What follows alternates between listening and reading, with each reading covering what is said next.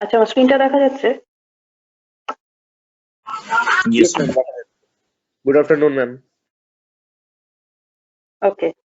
আচ্ছা, তোমাদের আগের দিন যে এক্সপেরিমেন্টটা হচ্ছিল good afternoon, ma'am.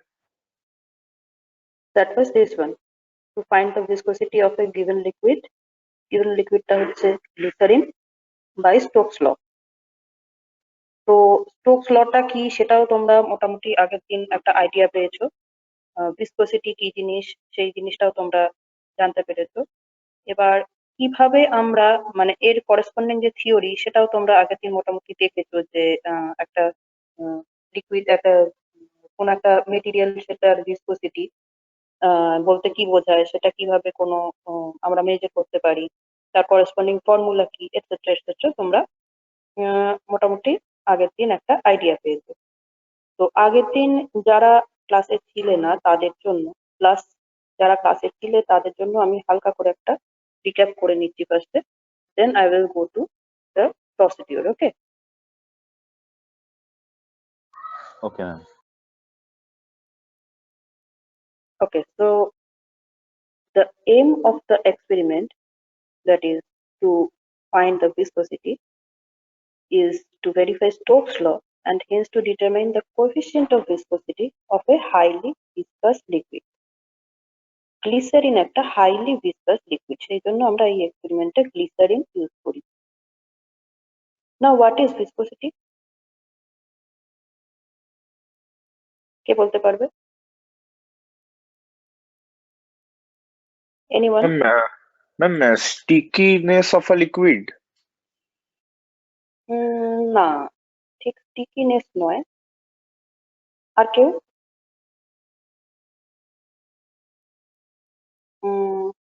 ওকে, ভিসকোসিটি ব্যাপারটা হচ্ছে, আমরা ফ্রিকশন জানি তো সবাই, ফ্রিকশন কাকে বলে? Yes, ma'am. All of us know what is friction.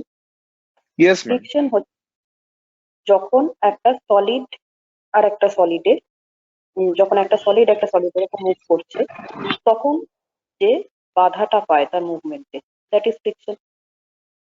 ঠিক আছে, এবার এই ফ্রিকশনটাই যখন আমরা ফ্লুইডের ক্ষেত্রে কনসিডার করি, then that friction is named as viscosity. বোঝা গেছে? এটা হচ্ছে সহজ Yes, ma'am. ভাষায় ভিসকোসিটি কাকে বলে। যদিও ভিসকোসিটির পারফেক্ট ডেফিনেশন এটা নয়, but to give an idea, viscosity is nothing but the friction of a fluid. তো ফ্লুইডের ফ্রিকশন আমরা বার করতে চাইছি। এইবারে তোমরা যারা ফ্রিকশন ব্যাপারটা একটু পড়েছো বা এমনি কোনো, ধরো আমি এমনি একটা নর্মাল একটা আইডিয়াও দিই তোমাদের, যে কোনো জিনিসের ফ্রিকশন বেশি বলতে আমরা কি বুঝি, যে তার কোএফিসিয়েন্ট অফ ফ্রিকশন বেশি, মানে মেজারমেন্টটা কিভাবে, কোএফিসিয়েন্ট অফ ফ্রিকশন বেশি, মানে যারা ফ্রিকশন চ্যাপ্টারটা পড়েছো তারা এই ব্যাপারটা বুঝতে পারবে, আর যারা পড়োনি তারা জাস্ট একটু আইডিয়া করে নাও যে ফ্রিকশন বেশি মানে আমরা কোনো একটা কোএফিসিয়েন্ট দিয়ে সেটা মেজার করি, যে কোনো জিনিসের ফ্রিকশন বেশি কি কম। সিমিলারলি আমরা ভিসকোসিটি বেশি না কম সেটাও মাপি হচ্ছে কোএফিসিয়েন্ট অফ ভিসকোসিটি দিয়ে। এইবার আমরা যত ভিসকাস, মানে যত বেশি ভিসকাস লিকুইড ইউজ করব, মানে যে লিকুইডের ভিসকোসিটি যত বেশি হবে, মানে যে লিকুইডের ফ্রিকশন যত বেশি হবে, বাধা দেওয়ার ক্ষমতা যত বেশি হবে, তার কোএফিসিয়েন্ট অফ ভিসকোসিটি তত বেশি হবে।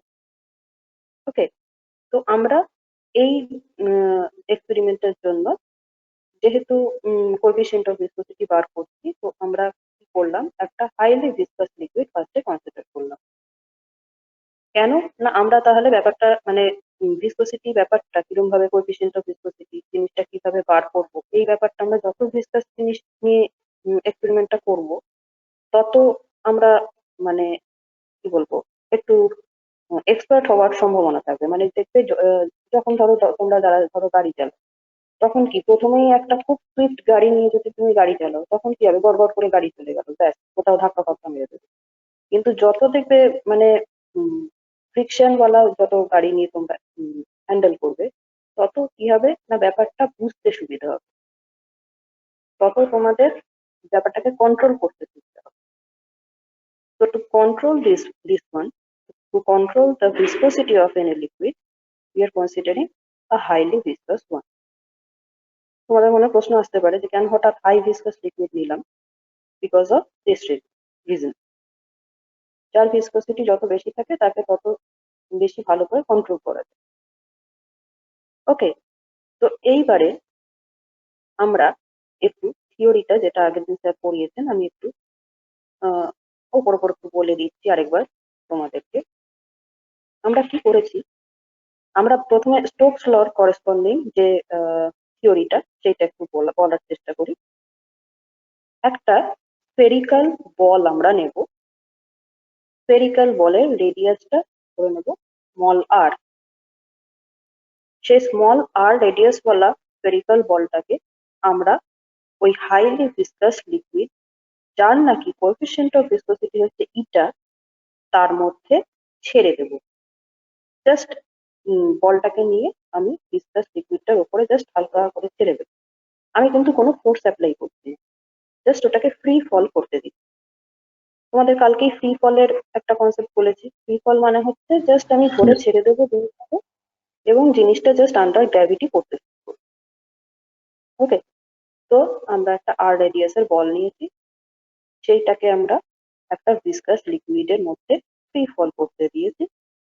এই ভিসকাস লিকুইডটার কোএফিসিয়েন্ট অফ ভিসকসিটি যেটা নাকি আমরা মেজার করব এখন, যে কোএফিসিয়েন্ট অফ ভিসকসিটি হচ্ছে ইটা দিয়ে ডিনোট করে। এবং এই বলটাকে যখন আমরা ফ্রি ফল করতে দেব, আফটার আ সার্টেন ডিস্টেন্স মানে কিছু দূর বলটা ফ্রি ফল হওয়ার ফলে পরে পরে কি হবে না, বলটা একটা পার্টিকুলার কনস্ট্যান্ট ভেলোসিটি অ্যাকোয়ার করবে।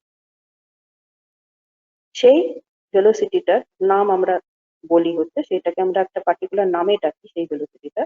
That velocity is known as terminal velocity. এইবারে দেখো এই টার্মিনাল ভেলোসিটি ব্যাপারটা কেন আসছে, অ্যাপিয়ার করছে কেন না, আমরা বলটাকে ফ্রি ফল করতে দিয়েছি। আমরা জানি কোনো জিনিসকে ফ্রি ফল করতে দিলে সেটা আন্ডার গ্র্যাভিটি নিচের দিকে পড়ে, তাই? আচ্ছা, Yes, sir. এবারে সেই বলটা নিচের দিকে আন্ডার গ্র্যাভিটি পড়ছে। এবারে যেহেতু বলটা এয়ারের মধ্যে দিয়ে পড়ছে না বাট একটা ভিসকাস লিকুইডের মধ্যে দিয়ে পড়ছে, তার ফলে কি হবে, ভিসকাস যেহেতু লিকুইডটা, সে বলটার মোশনটাকে কি করবে, বাধা দেবে তো। Yes, ma'am. কোন দিকে বাধা দেবে? অপোজিট দিকে, গ্র্যাভিটির অপোজিট দিকে। Opposite direction. হ্যাঁ, গ্র্যাভিটির অপোজিটে। কেন না, ওর ডিরেকশনটা হচ্ছে আপওয়ার্ড টু ডাউনওয়ার্ড। এবং আমরা জানি যে যে কোনো ফ্রিকশন কোন দিকে কাজ করে, যেদিকে বস্তুর মোশন থাকে তার উল্টো দিকে। তো বস্তুটা আপওয়ার্ড থেকে ডাউনওয়ার্ডে পড়ছে, সেই কারণে ওর যে ওর উপর যে কোএফিসিয়েন্ট অফ ভিসকসিটি, যে ভিসকাস ফোর্সটা অ্যাপ্লাইড হবে, that should appear on the opposite direction of its motion, that is from downward to upward. তো এইবারে বস্তুটা তার ওজনের জন্য নিচের দিকে পড়বে, প্লাস বস্তুটার উপর নিচ থেকে ওপরের দিকে ওর মোশনের অপোজিট দিকে একটা ভিসকাস ফোর্স অ্যাক্ট করবে। এবং আরেকটা ফোর্সও থাকবে, দ্যাট ইজ, আমরা এটা সবাই জানি যখন ফ্লুইড মেকানিক্স আমরা কনসিডার করি, আরেকটা ফোর্স কাজ করে, যে ফোর্সটাকে কি বলে নিচ থেকে ওপরের দিকে? Buoyant force. Buoyant force. হুম হুম প্লবতা বল, যাকে আমরা বুয়েন্ট ফোর্স বা প্লবতা বল। তো সেইটা কোন দিকে কাজ করে, সেটাও কিন্তু নিচ থেকে ওপরের দিকে কাজ করে। তো তাহলে দেখছি যে একটা জাস্ট ছোট পার্টিকেল অফ রেডিয়াস আর, সে একটা ভিসকাস ফ্লুইডের মধ্যে দিয়ে যখন ফ্রি ফল করছে, তার উপর অ্যাকচুয়ালি তিনখানা ফোর্স কাজ করছে বিভিন্ন দিকে, উপরের দিকে, নিচের দিকে, এটসেট্রা। তো এই ফোর্স গুলো যেহেতু একটা আরেকটার অপোজিটে কাজ করছে, obviously they should balance each other. এবং এই ব্যালেন্সিং অ্যাকশনের ফলে কি হবে, আফটার আ সার্টেন টাইম, যখন এই তিনটে ফোর্সই একে অপরকে সম্পূর্ণ ব্যালেন্স করে দেবে, তখন কি করবে না, এই যে বলটা যেটা ফ্রি ফল করছিল প্রথমে, সেইটা একটা ব্যালেন্সড কন্ডিশনে চলে আসবে।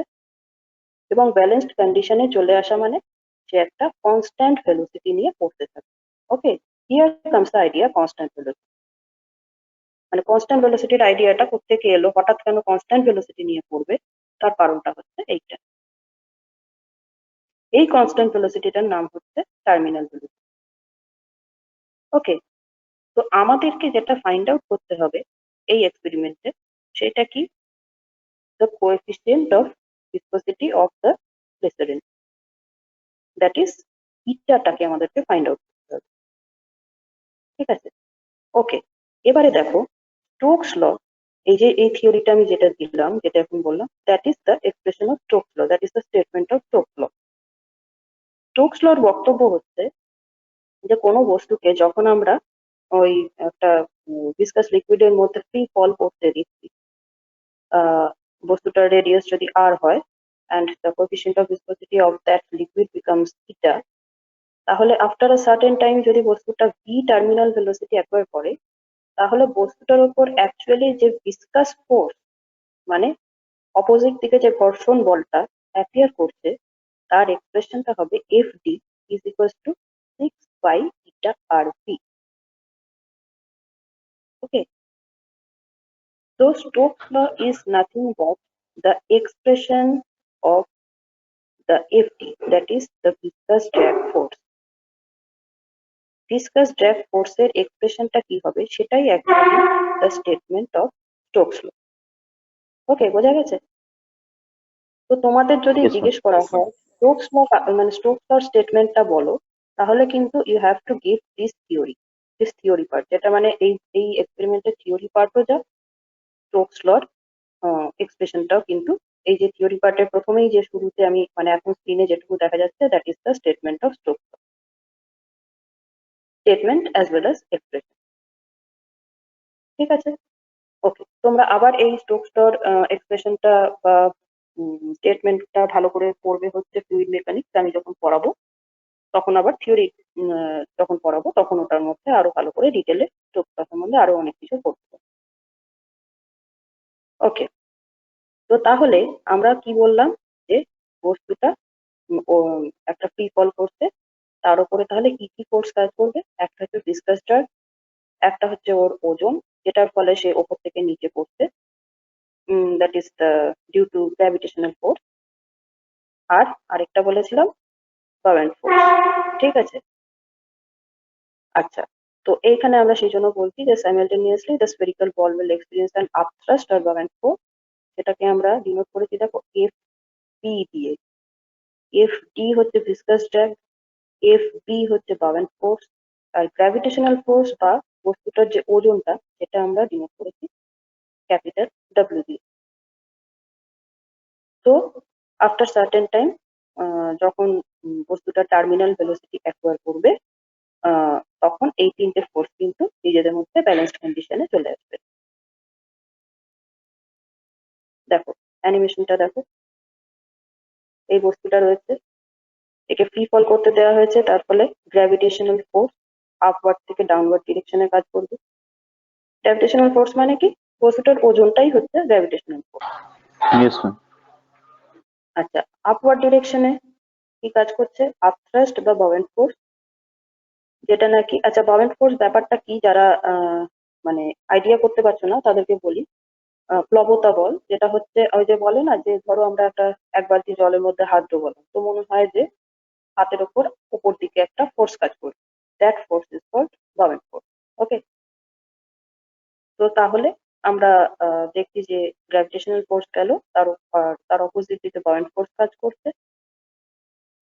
এই দুটো ফোর্স কাজ করার ফলে বস্তুটা, হ্যাঁ, always of course there is another force on the upward direction, that is viscous force. দেখতে পাচ্ছ ছবিতে অ্যানিমেশন দিয়ে দেওয়া আছে ব্ল্যাক কালারের অ্যারো দিয়ে, সেটাও কিন্তু আপওয়ার্ড ডিরেকশনে কাজ করছে। তো এই তিনটে ফোর্সের রেজাল্টেন্ট হিসেবে বস্তুটা after a certain time it will acquire a terminal velocity which is denoted by small v.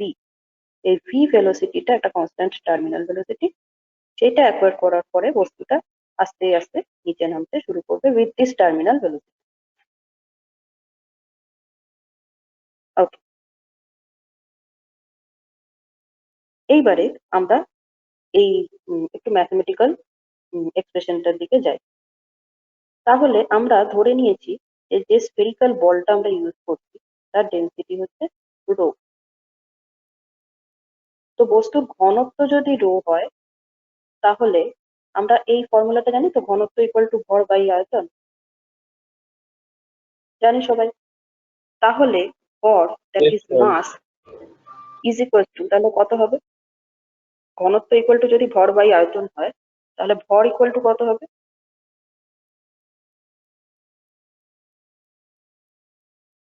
বলো, লিখে নাও। ঘনত্ব ইকুয়াল টু ভর বাই আয়তন, দিস ইজ দ্য ফর্মুলা। তাহলে ভর ইকুয়াল টু কত হবে? ম্যাম আপনার ভয়েস ল্যাগ করছে। ঘনত্ব ইনটু আয়তন। ঘনত্ব ইন্টু আয়তন।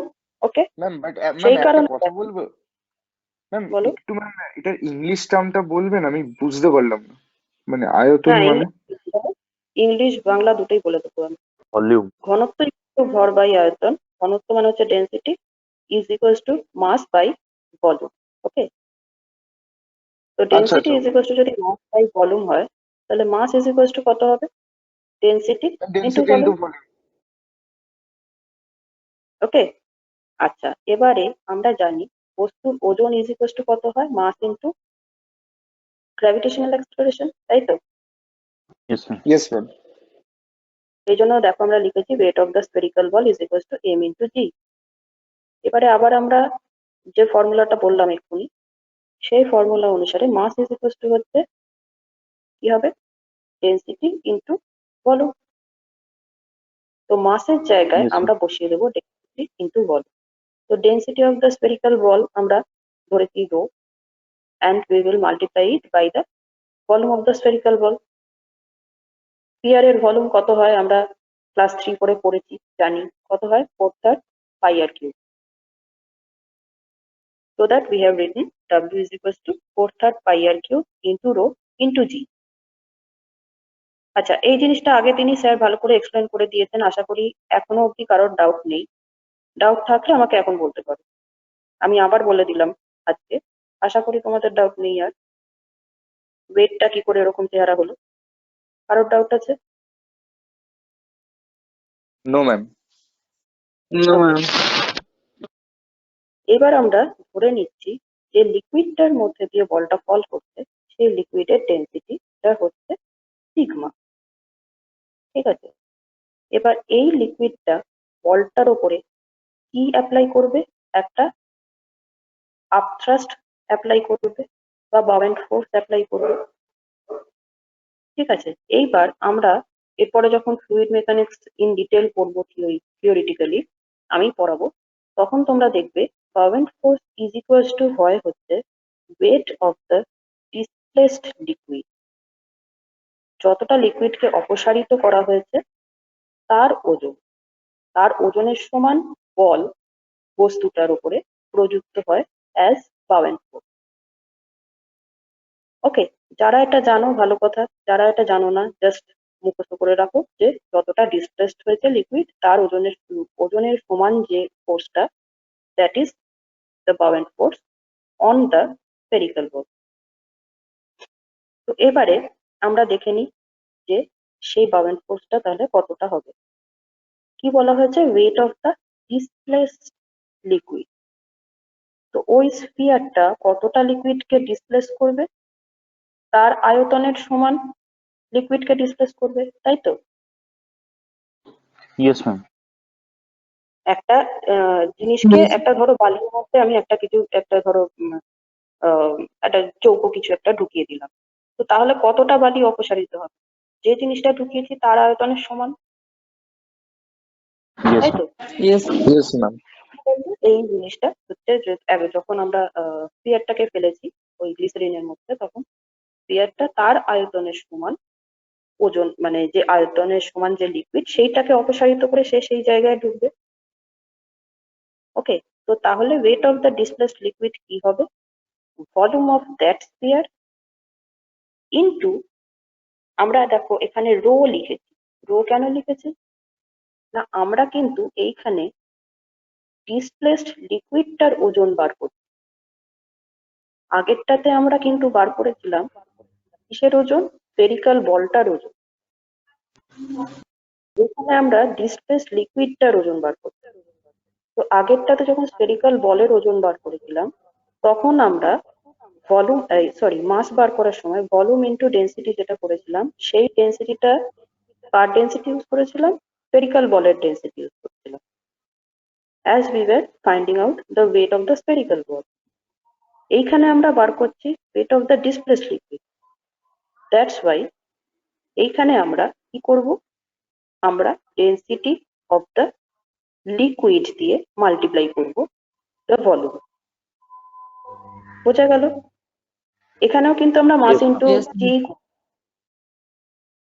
ঠিক আছে, এখানেও আগে যেরকম মাস ইনটু জি করেছিলাম এখানেও মাস ইনটু জি করছি, কিন্তু এখানে মাসটা হচ্ছে যে পরিমাণ লিকুইডটা ডিসপ্লেসড হয়েছে তার মাস, তার মানে তার আয়তন ইনটু তার ভলিউম। তো তাহলে ভলিউম অফ দ্য স্ফিয়ার এর সমান আয়তন ডিসপ্লেসড হয়েছে, that's why we have written that 4 pi r cube. আর ডেনসিটিটা কার ইউজ করব, যে জিনিসটা ডিসপ্লেসড হয়েছে that is the liquid, that's why we have multiplied it by sigma. আর জি যেরকম আছে থাকলো। ওকে, এটাও আগের দিন স্যার সুন্দর এক্সপ্লেন করে দিয়েছিলেন, আশা করি আমি আরেকবার বলে দিলাম, এরপরে আর কারোর কোনো কোয়ারি নেই, তারপরেও যদি থাকে বলতে পারো। নেই তো? ওকে,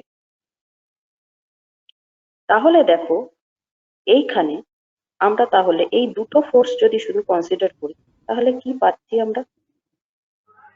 আমরা পাচ্ছি যে বস্তুটার উপর নিচের দিকে কাজ করছে তার ওজন, আর উপরের দিকে কাজ করছে তার উপর প্রযুক্ত প্লবতা বল, বাবেন্ট ফোর্স। তাহলে নেট ডাউনওয়ার্ড ফোর্স কত হবে? ডাউনওয়ার্ড দিকে তার ওজন আর আপওয়ার্ড দিকে বাবেন্ট ফোর্স। তো আপওয়ার্ড দিকে যদি বাবেন্ট ফোর্সটা এফ বি দিয়ে লিখি, অবভিয়াসলি ডাউনওয়ার্ড দিকে বাবেন্ট ফোর্সটা মাইনাস এফ বি দিয়ে লিখবো। তাহলে ডাউনওয়ার্ড দিকে টোটাল ফোর্স কত হবে? ডাব্লু মাইনাস এফ বি, নিচের দিকে ওজন এবং বাবেন্ট ফোর্সটা ওপর দিকে, কাজেই নিচের দিকে টোটাল হচ্ছে ডাব্লু মাইনাস এফ বি, ডাব্লুটা নিচের দিকে আর এফ বিটা ওপরের দিকে, তাই মাইনাস হয়েছে। ওকে, অ্যান্ড দেন আমরা কি Yes, করেছি, জাস্ট ডাব্লু আর এফ বি এক্সপ্রেশন যে দুটো পেয়েছি বসিয়ে দিয়েছি, হয়ে গেল। আচ্ছা, এইবারে দেখো এই অ্যানিমেশনটা দেখতে পাচ্ছ, রেড কালার দিয়ে করেছি হচ্ছে ওয়েট, ব্লু কালার দিয়ে করা হয়েছে বাবেল ফোর্স, এবং ব্ল্যাক কালার দিয়ে যেটা করা হয়েছে that should B presented as viscous drag.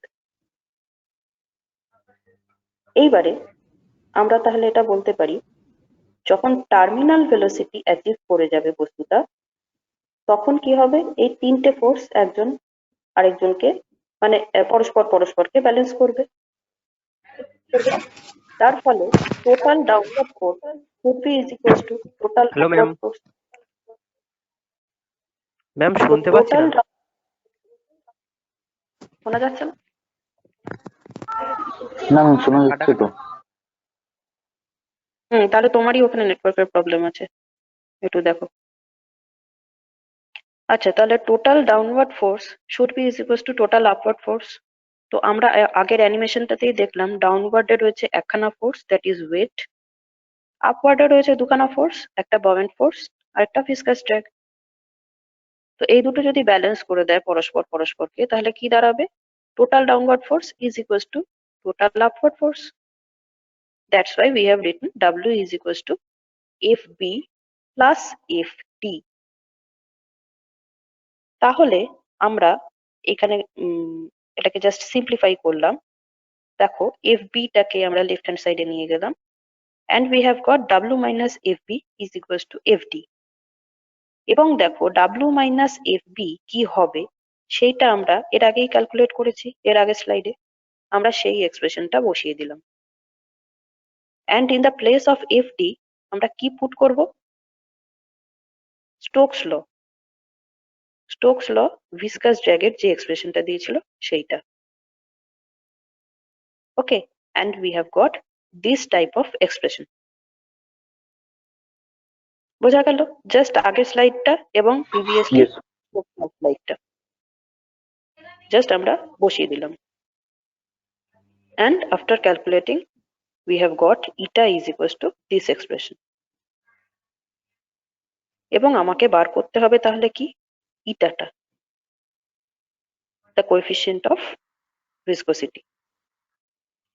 তাহলে একটা জিনিস দেখো, আমাকে কোএফিসিয়েন্ট অফ ভিসকোসিটি, এটা গেল গোটা থিওরি পার্ট। এবার একটু প্রসিডিওর ব্যাপারটা যদি আমরা ভাবি, তাহলে দেখো এই এক্সপেরিমেন্টটা করতে গেলে আমাকে কি কি জিনিস তাহলে ফাইন্ড আউট করতে হবে। একটা হচ্ছে we have to know the value of rho, we have to know the value of sigma, we already know the value of g, we have to find out the value of r, as well as we have to find out the value of v. তাই তো? দেখো Yes, ma'am. এক্সপ্রেশনে কিন্তু এই variable গুলোই রয়েছে, আর বাকি যা রয়েছে সেগুলো হচ্ছে কনস্ট্যান্ট। তো আমাদের এই যে এক্সপেরিমেন্ট আমরা করব তাতে কিন্তু আমরা রো আর সিগমার ভ্যালুগুলো আমাদের সাপ্লাইড থাকবে। জিটা তো আমরা জানি, জি এর ভ্যালু সবাই জানে, that is a universal value. আর আমাদের তাহলে ফাইন্ড আউট করতে হবে অ্যাকচুয়ালি কি এই এক্সপেরিমেন্টটাতে। We have to find out r, that is the radius of the spherical ball. আর বার করতে হবে স্মল v। স্মল ভিটা কি জিনিস বলো? Velocity. Small V is the শুধু ভেলোসিটি না, terminal velocity. Terminal velocity. Yes, ma'am. ওকে, পার্টিকেলটা যখন ধরো ওপর থেকে নিচে পড়ে তখন কিন্তু অ্যাট ফার্স্ট ওর ভেলোসিটি খুব বেশি থাকে।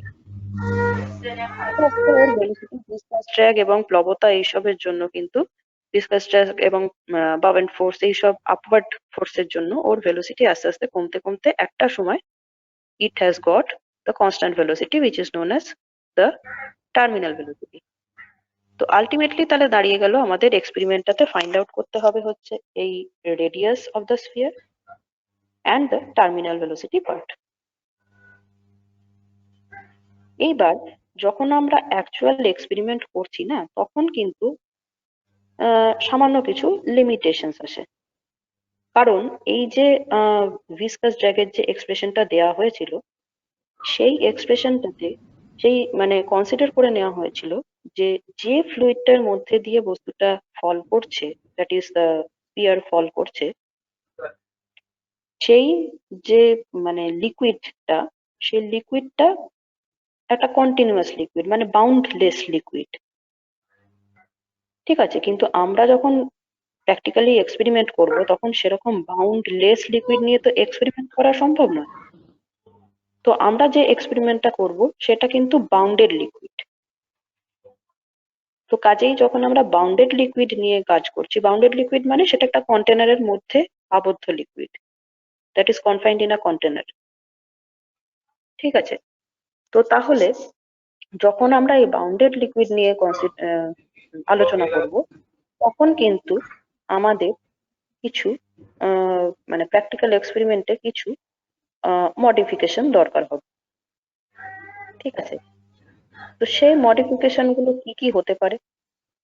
দেখো এখানে বলেছে যে আমরা যে ইনস্ট্রুমেন্টটা নিয়ে কাজ করছি তার একটা পার্টিকুলার বাউন্ডেড হাইট আছে বা ডেপথ আছে, দ্যাট ইজ এইচ, এবং যে ইনস্ট্রুমেন্টটা নিয়ে কাজ করছি that is cylindrical in shape, কাজেই তার একটা ইনার রেডিয়াসও আছে।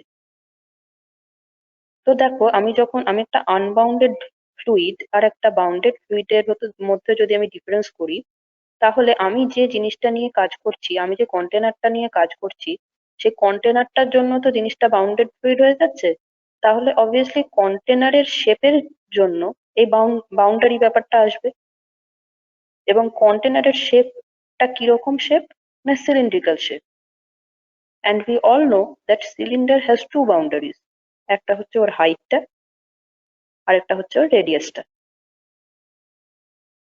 ওকে, তো এই রেডিয়াস Yes, sir. এবং হাইট এই দুটো জিনিসের জন্য দেখা যাক যে এই মানে বাউন্ডারি কন্ডিশন যেটা আসছে আর কি, due to the instruments limitation, তো সেইটার জন্য টার্মিনাল ভেলোসিটির এক্সপ্রেশনটা কিরকম ভাবে চেঞ্জ হয় সেটা আমরা একটু দেখি। corrected terminal velocity should be given by this. Okay, এই এক্সপ্রেশনটা দেখেছো, টার্মিনাল ভেলোসিটি এমনি যেটা মানে আমরা ভি প্রাইম দিয়ে লিখেছি হচ্ছে যে অবজার্ভড যে টার্মিনাল ভেলোসিটি, মানে যেটা আমরা এক্সপেরিমেন্ট করে যে টার্মিনাল ভেলোসিটিটা আমরা পাবো। এবারে সেই টার্মিনাল ভেলোসিটির সাথে এই সিলিন্ডারের বাউন্ডিং এর জন্য কিছু কারেকশন দরকার আছে। সেই কারেক্টেড টার্মিনাল ভেলোসিটিটা যেটা পাবো সেটাকে আমরা লিখেছি স্মল ভি দিয়ে, আর ভি প্রাইমটা হচ্ছে আমরা এক্সপেরিমেন্টালি যে টার্মিনাল ভেলোসিটিটা পেয়েছি। তাহলে দেখো ভি প্রাইমের সাথে ব্র্যাকেটের মধ্যে কিন্তু দুটো জিনিস আছে। একটা ফার্স্ট যে ব্র্যাকেটের মধ্যে জিনিসটা, দ্যাট কনসিস্ট অফ কি, দ্য রেডিয়াস পার্ট, তাই তো? And the second one, radius part বলতে the radius of the cylinder, and the second one consist of height. Height. Exact, আমাদের যে দুটো প্যারামিটার বাউন্ডিং করার জন্য দায়ী, মানে লিকুইডটাকে বাউন্ড করার জন্য দায়ী, সেই দুটো প্যারামিটার কিন্তু এই ব্র্যাকেট দুটোর মধ্যে আছে। So first one is due to the radius of the cylinder, second one is due to the height or depth of the cylinder. Okay, আচ্ছা এই দেখো এখানে আমরা লিখেছি যে first term correspond to the finite radius and the second term correspond to the depth of the liquid column. তো এই correction গুলো যদি আমরা করতে পারি, then we will get more or less perfect result. Okay, v prime ফার্স্টে আমরা experimentally measure করে নেব and we will apply this boundary.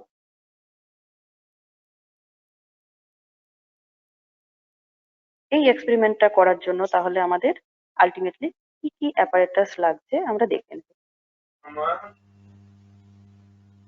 দেখো, নাম্বার 1 হচ্ছে a graduated glass cylinder of about 5 cm or more in diameter and about 100 cm in length.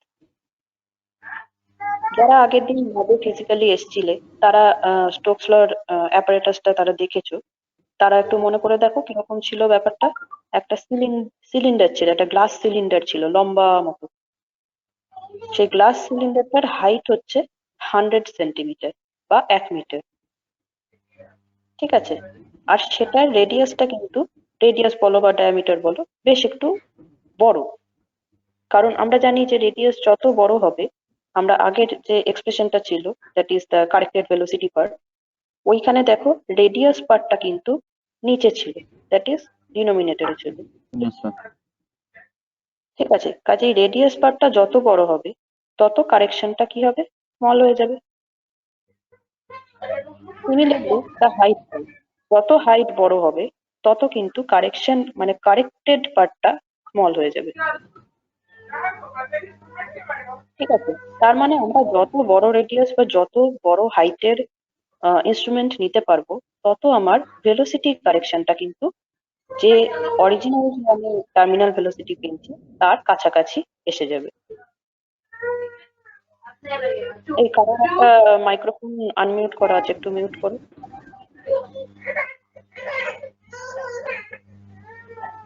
একটু বাচ্চা চেঁচামেচি করছে, একটু বন্ধ করো। কার মাইক্রোফোন দেখো। Sharik, please mute yourself.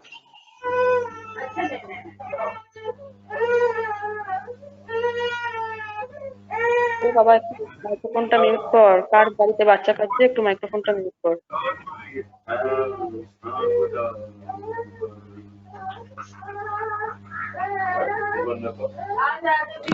Hello শারিক, তোমার মাইক্রোফোনটা অফ করো, মিউট করো।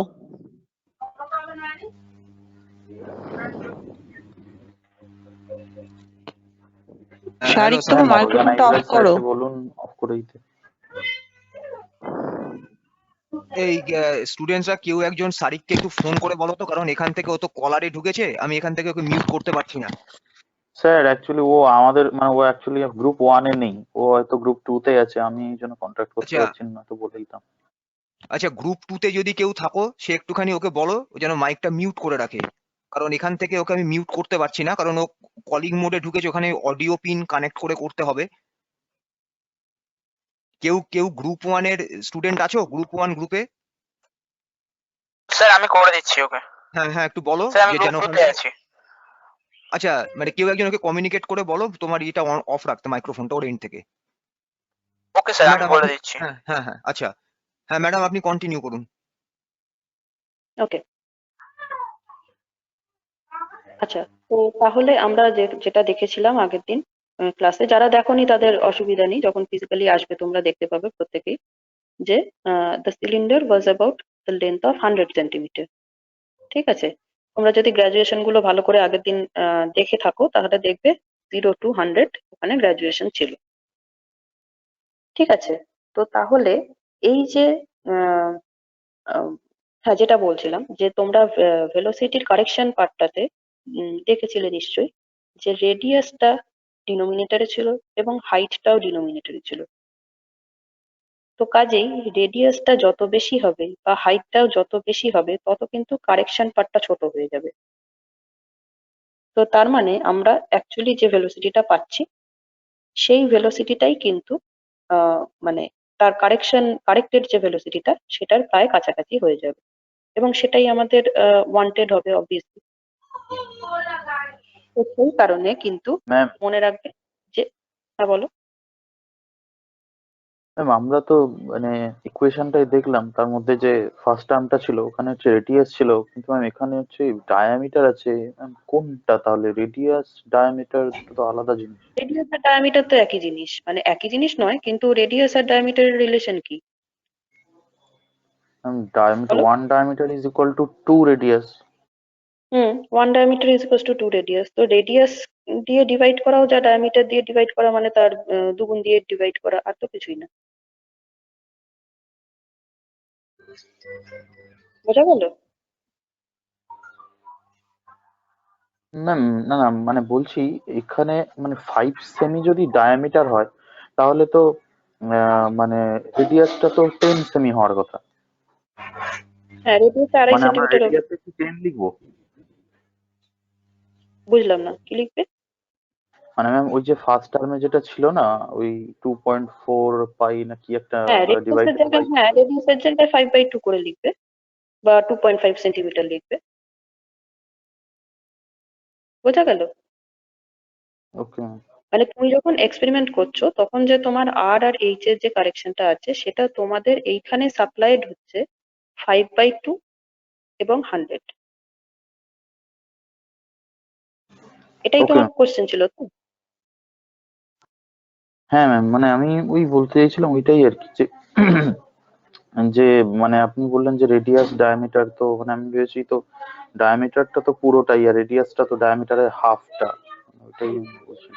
এখন যখন আমরা কোনো ফর্মুলা লিখি তখন আমরা রেডিয়াসটা প্রেফার করি, রেডিয়াস দিয়ে লিখি। কিন্তু তোমরা দেখবে যখনই কোনো এক্সপেরিমেন্ট করতে যাচ্ছ তখনই কিন্তু আমরা ডায়ামিটারটা বেশি প্রেফার করি। কেন, তোমরা যখন স্লাইড ক্যালিপার্স করেছিলে তখন দেখেছিলে না ইয়েস ম্যাম, ডায়ামিটার, হ্যাঁ হ্যাঁ। আউটার ডায়ামিটার, ইনার ডায়ামিটার, কিন্তু আমরা ফর্মুলাটা তো জানি রেডিয়াস দিয়ে না। কেন করি ইয়েস ডায়ামিটার ম্যাম। দিয়ে? না, ডায়ামিটারটা মেজারমেন্ট মোডে ডায়ামিটারটা কিন্তু ইজি মাপা। যে কোনো জিনিসই ডায়ামিটার মানে কি, তার দুটো এন্ডের ডিস্টেন্সটা, ম্যাক্সিমাম এন্ডের ডিস্টেন্সটা। ওকে। সেটা তো মাপা সোজা না, রেডিয়াস মাপা কি করে, মানে সেটাকে হাফ করলে রেডিয়াস মাপা যাবে, yes otherwise ma'am, yes radius তুমি এক্স্যাক্টলি মাপতে পারবে না। বোঝা গেছে? Okay ma'am, please continue. Okay, তো তাহলে এইখানে তুমি যে সিলিন্ডারটা পেলে সেইটাতে দেখো, তার মানে আমি যেটা বলছিলাম যে রেডিয়াসটা যত বেশি হবে এবং হাইটটা যত বেশি হবে তত কিন্তু ভালো, তত কিন্তু কারেকশনটা কম হবে, মানে কারেকশনটা কম করতে হবে। এবার অবভিয়াসলি একটা বিশাল ডায়ামিটার এবং বিশাল লেন্থ নিয়ে তো কাজ করা যায় না, কাজে আমাদের ইউজার ফ্রেন্ডলিও হতে হবে এবং একটু বড় সাইজেরও হতে হবে। সেই কারণে we have chosen 5 centimetre and 100 centimetre. Okay, আচ্ছা। নেক্সট যেটা ইউজ করতে হবে সেটা হচ্ছে ভার্নিয়ার ক্যালিপার্স বা স্লাইড ক্যালিপার্স। ঠিক আছে, এই ভার্নিয়ার ক্যালিপার্স এবং স্লাইড ক্যালিপার্স দিয়ে অবভিয়াসলি আমরা কি মেজার করব বুঝতেই পারছো, যে রেডিয়াস বা এই ডায়ামিটার। এইগুলো। Radius, diameter etcetera.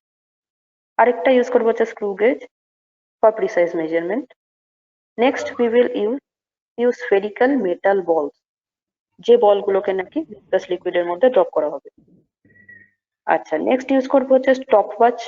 Stop watch কেন ইউজ করব? To find out the velocity. মানে ম্যাম টার্মিনাল ভেলোসিটিটাই। টার্মিনাল ভেলোসিটিটা বার করার জন্য।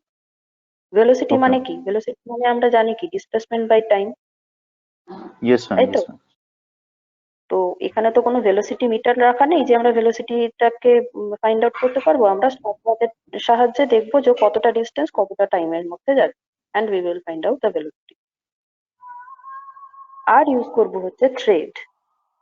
থ্রেড গুলো কেন ইউজ করা হবে তোমরা যখন এক্সপেরিমেন্টটা করবে তখন দেখতে পাবে, ঠিক আছে? আর ইউজ করব অবভিয়াসলি দ্য ম্যাম ভিসকাস। থ্রেডটা কি ম্যাম জানি না। থ্রেড মানে সুতো। ও ওই থ্রেড, আচ্ছা আচ্ছা। হ্যাঁ, এবং মানে এখানে তোমার থ্রেডটা একটু মেটালিক থ্রেড থাকবে, কারণ যখন এক্সপেরিমেন্টটা করবে তখন তোমরা হাতে কলমে ভালো করে দেখতে পাবে যে মানে একটা কাইন্ড অফ একটা তোমার মানে কি বলবো, একটা চালুনি টাইপের থাকে, যেটা নাকি ওরকম একটা মেটালিক থ্রেড দিয়ে কানেক্টেড থাকে, যেটা দিয়ে নাকি বলগুলো যখন গ্লিসারিনের মধ্যে দিয়ে পড়ে একদম নিচের দিকে যখন চলে যাবে সেইগুলোকে যাতে বার করা যায়। ওকে, সেটা যখন এক্সপেরিমেন্ট করবে ওকে তখন দেখতে পাবে যে কেন থ্রেডটা ইউজ করছি। And obviously the last one, that is the viscous fluid itself, that is glycerin. আরেকটা থাকবে হচ্ছে স্প্যাচুলা। স্প্যাচুলা জানো তো কি জিনিস? ওই স্প্যাচুলার বাংলা কি? স্প্যাচুলার বাংলা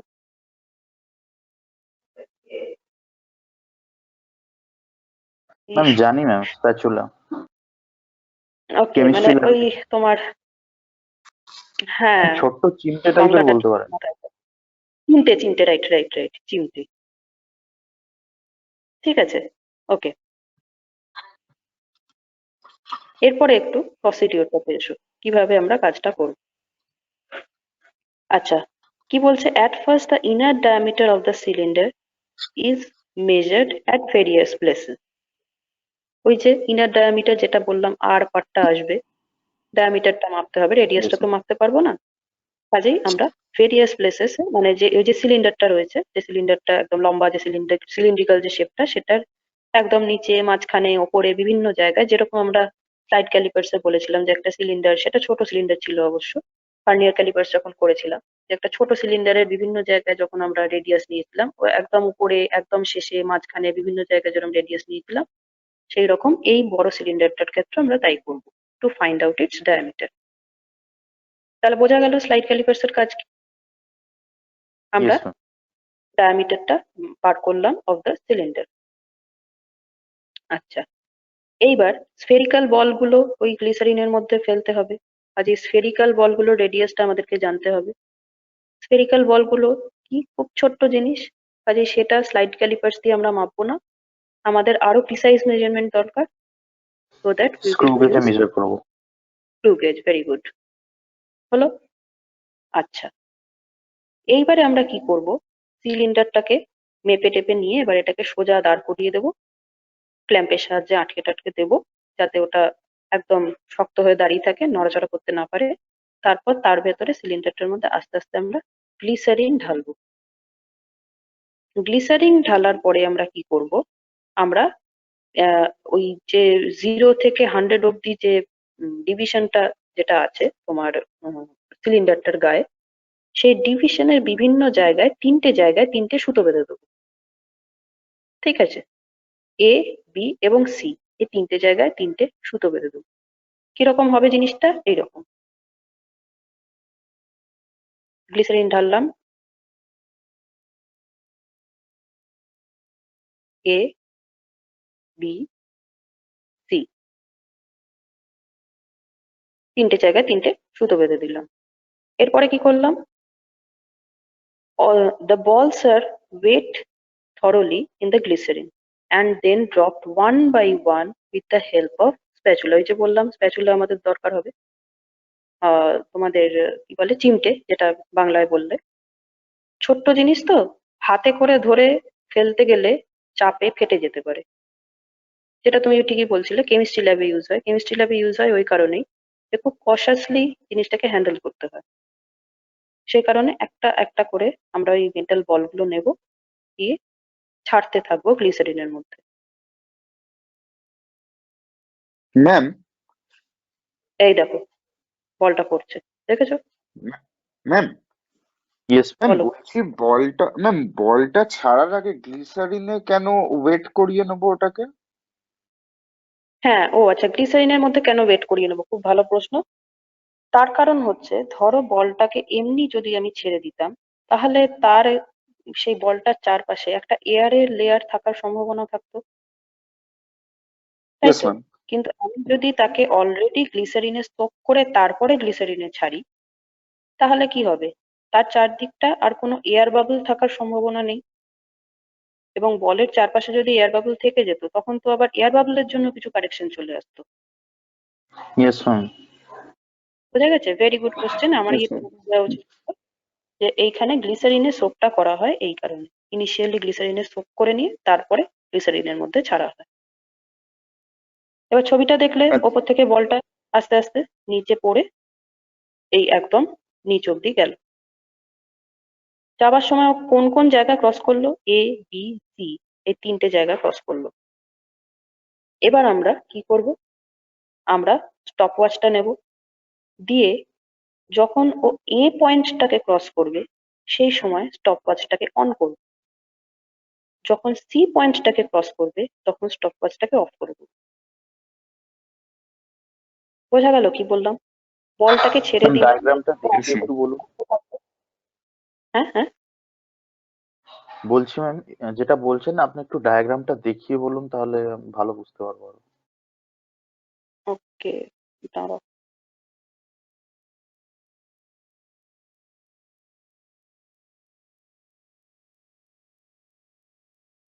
এই যে দেখছো বলটা উপরে Yes, রয়েছে। ma'am. এবার আস্তে করে আমি এটাকে ছেড়ে দিচ্ছি। দেখো এ পয়েন্টটা যখন ক্রস করবে তখন স্টপ ওয়াচটা অন করব, যেই সি পয়েন্টটা ক্রস করে যাবে আমি স্টপ ওয়াচটা অফ করে দেবো। দেখো, ওকে ম্যাম, বুঝতে পেরেছি। অন করলাম, এই অফ করলাম। বোঝা গেল? এই যে টাইম ইন্টারভ্যালটা, ইয়েস। এটা আমরা স্টপ ওয়াচে মেপে নিলাম। তাহলে কি পেলাম? এ থেকে সি এই ডিস্টেন্সটা কভার করতে বলটার কতটা টাইম লাগলো বার করতে পারলাম স্টপ ওয়াচের হেল্পে। ইয়েস ম্যাম, ভেলোসিটিটা ইয়েস বেরিয়ে। ম্যাম। গুড। এবং আহ, আমরা এ আর সি এর ভেতর ডিস্টেন্সটা পেয়ে যাব। কোথা থেকে পাবো? ম্যাম ও তো মেজারিং কোথা করা থেকে? থাকবে তো ওই সিলিন্ড্রিক্যাল এক্স্যাক্টলি, অবজেক্টটায়। এক্স্যাক্টলি। সিলিন্ডারের গায়ে তো ডিভিশন করা আছে। কাজেই আমরা ইয়েস যেখানে ম্যাম। এ এর সুতোটা বেঁধেছি আর সি এর সুতোটা বেঁধেছি, সেইটা দুটোকে মাইনাস করলেই ডিফারেন্সটা পেয়ে যাব। ওকে, তো তাহলেই বুঝতে পারছো এ আর সি টা আমাদের একটু ঠিকঠাক ভাবে মানে মেজার করে রাখতে হবে। মানে একদম নিচে বা একদম উপরে রাখলে কিন্তু মুশকিল, মাঝামাঝি জায়গায় রাখতে হবে এ বি সি। তো তাহলে এ আর সি এর মার্কিং এর ডিফারেন্স থেকে আমরা কতটা লেন্থ গেল বার করে ফেলতে পারবো, আর স্টপ ওয়াচের সাহায্যে কতটা টাইম লাগলো ওই লেন্থটা কভার করতে, সেটা আমরা বার করে ফেলতে পারবো। ওকে, আচ্ছা। এইবারে Yes. আমরা যে টার্মিনাল ভেলোসিটি ভি প্রাইম, মানে এখানে আমরা এখনো পর্যন্ত কিন্তু ইনিশিয়ালি যেটা মানে টার্মিনাল ভেলোসিটি বার করছি উইদাউট কারেকশন, সেই টার্মিনাল ভেলোসিটিটা বার করে ফেলতে পারবো কি করে? The distance AC divided by the time taken to cross it. Velocity মানে কি? Distance by time. ডিস্টেন্স হচ্ছে এসি Yes, ma'am. ডিস্টেন্স, আর টাইমটা আমরা মেজার করেছি with the help of stop watch. So this is the terminal velocity without correction. তাহলে এবার corrected terminal ভেলোসিটিটা আমাদের বসাতে হবে। ঠিক আছে, ভি প্রাইম আমরা পেয়ে যাব। তো ভি প্রাইমের যে এক্সপ্রেশনটা ছিল, Yes, ma'am. ভি প্রাইমের যে এক্সপ্রেশনটা, এই যে দিস ওয়ান,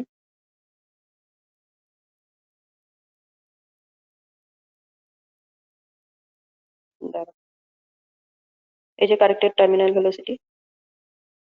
ঠিক আছে, ভি প্রাইমটা পেয়ে গেছি এসি ডিভাইডেড বাই টাইম করে, আর ভি এর এক্সপ্রেশনটা পাবো কি? ভি প্রাইমটা পেয়ে গেছি অলরেডি, প্লাস ছোট আর, সেটা স্ক্রু গেজ দিয়ে মেপেছি, বড় আর সেটা স্লাইড ক্যালিপার্স দিয়ে মেপেছি, আর এইচ হচ্ছে দ্য লেন্থ যেটা নাকি অলরেডি গিভেন, বসিয়ে দেব and we will get the corresponding expression of v, that is the corrected terminal velocity.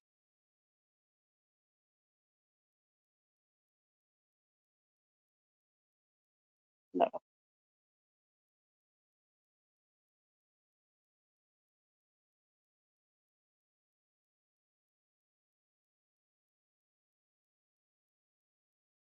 আচ্ছা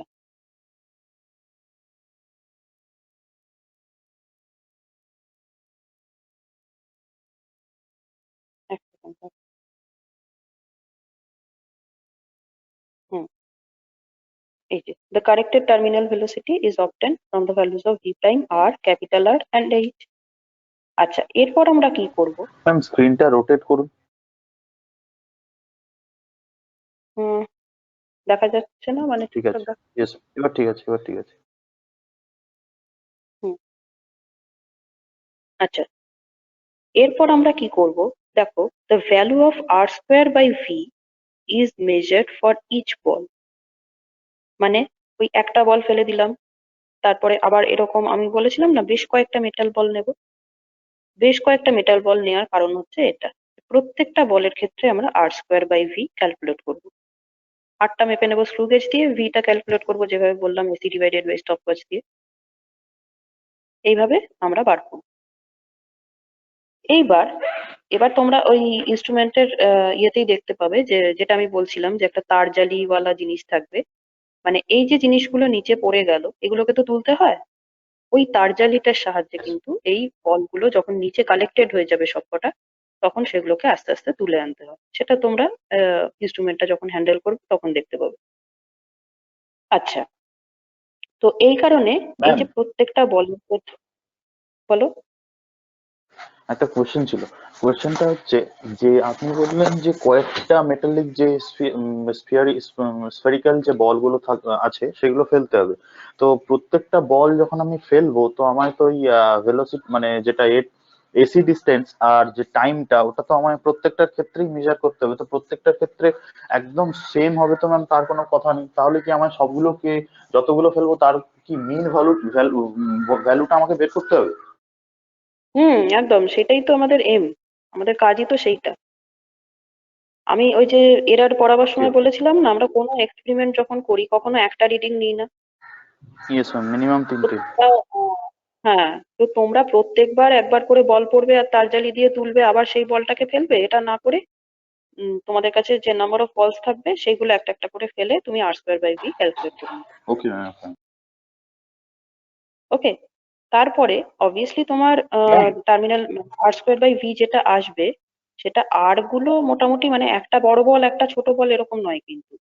হ্যাঁ, হয়তো সামান্য 19-20 ডিফারেন্ট হবে। ম্যাম বোঝা গেল? ম্যাম বলগুলো বলছি কিন্তু মোটামুটি আইডেন্টিক্যাল। হ্যাঁ বলো।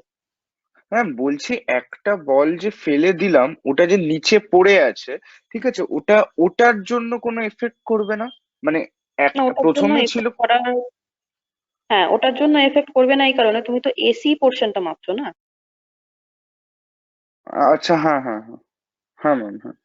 না মানে বোঝা আমি গেল? ভাবছিলাম কি মানে বলটার ওয়েট দিলে মানে লিকুইডটা একটু উঠে যাবে না, মানে ওইটাই আমি বলছিলাম, হালকা, সেটা হয়তো নেগলিজিবল হ্যাঁ, আমরা দেখতে লিকুইডটা পারবো উঠে না। যাক, লিকুইডটা উঠে যাক অসুবিধা নেই, কিন্তু তুমি তো মাপছো এ থেকে সি পর্যন্ত ডিস্টেন্স। ও হ্যাঁ হ্যাঁ হ্যাঁ, সেটাও ঠিক, হ্যাঁ হ্যাঁ, ওকে ম্যাম, ওকে ম্যাম। ঠিক আছে? এবং ম্যাম ফর পারফেকশন তুমি বলটা প্রত্যেকবার পড়বে তুমি তুলে নিতেও পারো, সেটা কোনো অসুবিধা নেই, কিন্তু তাতে খুব বেশি হ্যাম্পার হবে না। হ্যাঁ বলো, তুমি কি বলছো? আচ্ছা ম্যাম। ম্যাম অ্যাকচুয়ালি ওর কোয়েশ্চেনটা আমি শুনতে পাইনি, আরেকবার একটু বলবেন, আমার নেটটা প্রবলেম করছিল। ও বলছিল যে যখন একটা বল ধরো পড়লো তার ফলে তো লিকুইডটা কিছুটা আপ হবেই, হয়তো সেটা চোখে দেখা যাবে না কিন্তু মিনিমাম তো একটা ধরো কয়েক মানে ফ্র্যাকশন অফ সাম মিলিমিটার সেটা তো আপ হতেই পারে। তো সেটা কি এফেক্ট করবে না? Yes ma'am. তো আমার আমার অ্যান্সারটা ছিল যে যেহেতু you are measuring the A to C part, তুমি একদম উপরেও যাচ্ছ না একদম নিচেও যাচ্ছ না, কাজে এটা অতটা হ্যাম্পার করবে না। তারপরেও যদি তুমি আরো পারফেকশন চাও ওকে তুমি একবার করে বলগুলো পড়বে, একটা একটা করে তারজালি দিয়ে তুলতে পারো, বাট যেহেতু সেটা খুবই ইনসিগনিফিক্যান্ট কন্ট্রিবিউশন হবে কাজেই সেটা না করলেও চলবে। ওকে। আচ্ছা, এইবার তুমি প্রত্যেকটা বলের ক্ষেত্রে যে আর স্কোয়ার বাই ভি ক্যালকুলেট করবে, এই আর স্কোয়ার আরটা তো অবভিয়াসলি সবকটাই মোটামুটি সেম টাইপের বল, কাজেই আর শুড বি মোরালেস সেম। সামান্য হয়তো ফোর্থ ডিজিট কি ফিফথ ডিজিটে গিয়ে হয়তো সামান্য একটু ডিফারেন্স হবে। আর ডিভাইডেড বাই যে ভি রয়েছে ভেলোসিটি, এবারে দেখো এই আর স্কোয়ার বাই ভি এই টার্মটা যদি তুমি মোরালেস কনসিস্টেন্ট পাও প্রত্যেকটা বলের ক্ষেত্রে, and you know that r is constant for all the balls, ঠিক আছে, তাহলে আমরা এখান থেকে বলতে পারি যে v should be constant। Yes ma'am, আর যদি কনস্ট্যান্ট থাকে তাহলে তো ভি কনস্ট্যান্ট হবে। এবার তোমার প্রত্যেকবার তুমি প্রত্যেকটা বলের ক্ষেত্রে আর স্কোয়ার বাই ভি ক্যালকুলেট করছো এবং দেখছো যে প্রত্যেক ক্ষেত্রে আর স্কোয়ার বাই ভি এর value more or less same থাকছে, and you all know that r এর value more or less constant প্রত্যেকটা বলের ক্ষেত্রে। তাহলে এখান থেকে কি বলা যায় যে v এর ভ্যালুও কনস্ট্যান্ট, ইয়েস ম্যাম। এবং v ইয়েস এর ma'am. Value constant means the terminal velocity is constant। তো স্টোকস ল কি বলেছিল? স্টোকস বলেছিল যে একটা সার্টেন ডিস্টেন্সের পর একটা কিছুক্ষণ সময় পরে বস্তুটা একটা কনস্ট্যান্ট ভেলোসিটি নিয়ে চলতে শুরু করবে, and he named this velocity as terminal velocity। তো তাহলে স্টোকস লর ভ্যালিডিটিটা এস্টাবলিশড হলো, তাই তো? বোঝা ইয়েস গেল? ম্যাম। ওকে, ইয়েস ম্যাম। Yes ma'am. এরপর আমরা কি করব, এই এক্সপেরিমেন্টের করেসপন্ডিং কিন্তু একটা গ্রাফ আছে, ঠিক আছে, সেই গ্রাফটা প্লট করব। গ্রাফটা হচ্ছে আর স্কোয়ার ভার্সেস ভি, আর স্কোয়ার ভার্সেস ভি গ্রাফ। আর স্কোয়ারটা এক্স অ্যাক্সিস বরাবর রাখবো এবং ভিটা ওয়াই অ্যাক্সিস বরাবর রাখবো, ঠিক আছে। এবং যেহেতু আর স্কোয়ার বাই ভি এইটা অবভিয়াসলি মানে যেটা বললাম যে যদি স্টোকস ল ভ্যালিড হয় তো that should be constant always, r square by v টার্মটা সবসময় কনস্ট্যান্ট হবে। ওকে, তো কাজেই আমরা যে গ্রাফটা আঁকবো তাতে যদি এক্স অ্যাক্সিস বরাবর আর স্কোয়ার থাকে আর ওয়াই অ্যাক্সিস বরাবর ভি থাকে, তাহলে সেই গ্রাফটা কিরকম হবে? a straight line passing through the origin, তাই তো? একটা স্ট্রেট লাইন মানে কি, তার এক্সটা এবং ওয়াইটা সমানভাবে বাড়ছে, এক্সটা যেভাবে বাড়ছে ওয়াইটাও সেরকম কনসিস্টেন্টলি বাড়ছে। ওকে, বোঝা গেল? আসলে এই স্ট্রেট যারা লাইনের এটা আমরা এখনো শিখিনি, মানে জানি না আর কি, এই জন্য প্রথমে বুঝতে আচ্ছা পারলাম আচ্ছা না। আচ্ছা, এই ব্যাপারটা তোমরা মোটামুটি যখন ম্যাথসের কোঅর্ডিনেট জিওমেট্রি পার্টটা করবে বা যখন ম্যাথসের ওটা স্ট্রেট লাইন ছিল, পার্টটা করবে। ম্যাম এইবারে ওটা বাদ দিয়ে দিয়েছে, ওই coordinate geometry, hyperbola, parabola, straight line এগুলো সব বাদ দিয়ে দিয়েছে। ওকে, তাহলে অসুবিধা নেই, আমরা যখন ল্যাবে এখানে করাবো তখন বুঝিয়ে দেবো, ঠিক আছে। Okay ma'am, thank you. ল্যাবে করাবো বা আমাদের পরেও হয়তো পরের সেমিস্টারে কিরকম থাকবে জানি না, তখন একটা স্ট্রেট লাইন প্যারাবোলা হাইপারবোলার ব্যাপার আমাদেরও করতে হয়, এবারে সিলেবাসে কি করবে জানি না। তো তখন আমরা ভালো করে বুঝিয়ে দেবো। মোট কথা একটা জিনিস মাথায় রাখবে যে যদি এক্স যে রেটে বাড়ছে ওয়াইও সেই রেটেই বাড়ে, তাহলে ইকুয়েশনটা একটা স্ট্রেট লাইন। এখানে এক্স হচ্ছে এক্স এক্স অ্যাক্সিস বরাবর বসিয়েছি আর স্কোয়ার, ওয়াই অ্যাক্সিস বরাবর বসিয়েছি ভি। তো আর স্কোয়ার আর ভি কনসিস্টেন্টলি বাড়ছে, that's why this should give me a straight line. Yes ma'am. আর স্ট্রেট লাইন যদি তুমি এক্সপ্রেশনটা পাও তাহলে বুঝবে তোমার এক্সপেরিমেন্ট সুন্দর হয়েছে এবং স্টোকস লটা ভ্যালিড হয়েছে, ঠিক আছে। এবারে আর স্কোয়ার বাই ভি এইটাই আমাদেরকে বার করার দরকার ছিল, মনে আছে কোএফিসিয়েন্ট অফ ভিসকোসিটির দ্বারাও এক্সপ্রেশনটাতে একটু যাই, দাঁড়াও।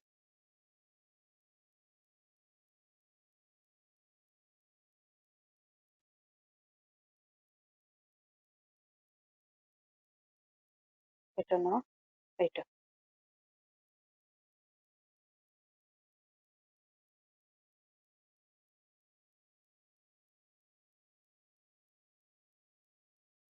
এই যে কোএফিসিয়েন্ট অফ ভিসকোসিটির এক্সপ্রেশন যেটা দিয়ে আমি শুরু করেছিলাম যে এটা ফাইন্ড আউট করতে হবে।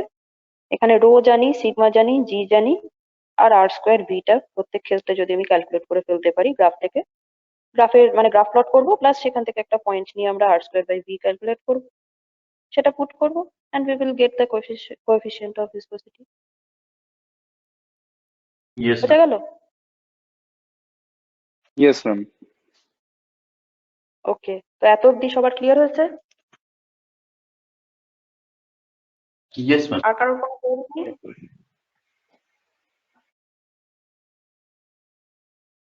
কারোর কোনো কোয়েরি নেই তো? Okay, then I am ma'am ending my actually class. যতটা ম্যাম হ্যাঁ মানে বলো। যখন থিওরিটা হচ্ছিল তখন খুব কঠিন লাগছিল এই ব্যাপারটা, মানে পুরো মানে পুরো যে এক্সপেরিমেন্টটা ভীষণ কঠিন লাগছিল, কিন্তু অ্যাকচুয়ালি হওয়ার পরে খুব একটা কঠিন লাগে। হ্যাঁ, এরপরে যখন এক্সপেরিমেন্টটা হাতে কলমে করবে তখন আরো সোজা লাগবে। Okay. Yes ma'am. Okay ma'am.